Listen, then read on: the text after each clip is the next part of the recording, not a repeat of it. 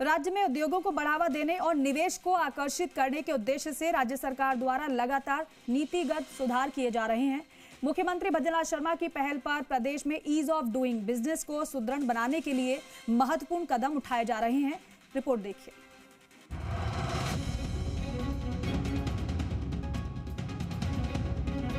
राज्य में उद्योगों को बढ़ावा देने और निवेश को आकर्षित करने के उद्देश्य से राज्य सरकार द्वारा लगातार नीतिगत सुधार किए जा रहे हैं। राजस्थान दिवस के अवसर पर मुख्यमंत्री द्वारा उद्यमियों के हित में कई महत्वपूर्ण घोषणाएं की गई। इसके तहत अब चिन्हित 30 औद्योगिक क्षेत्रों में भूखंड 33 वर्षों की लीज अवधि के लिए प्रचलित दर की 60% मूल्य पर उपलब्ध करवाए जाएंगे, जिससे उद्यमी कम लागत पर अपना उद्योग स्थापित कर सकेंगे।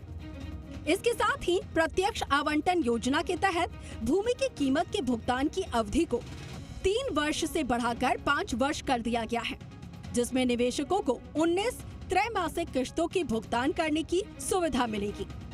इसके साथ ही अन्य घोषणाएं भी की गई हैं।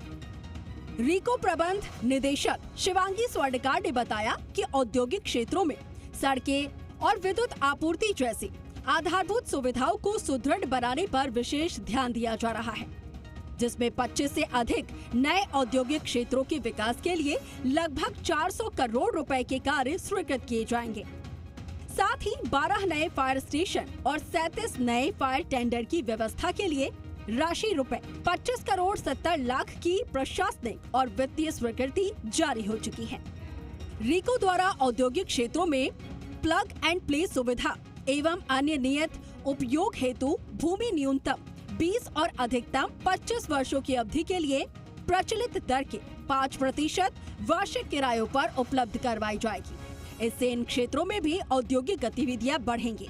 तो वहीं इसके अतिरिक्त रीको अब औद्योगिक गतिविधियों के साथ साथ रियल एस्टेट प्रोजेक्ट्स को भी परिवर्तित नीति के तहत टर्म लोन देगा, जिससे आधारभूत संरचना क्षेत्र में तेजी आएगी और रोजगार के नए अवसर सृजित होंगे।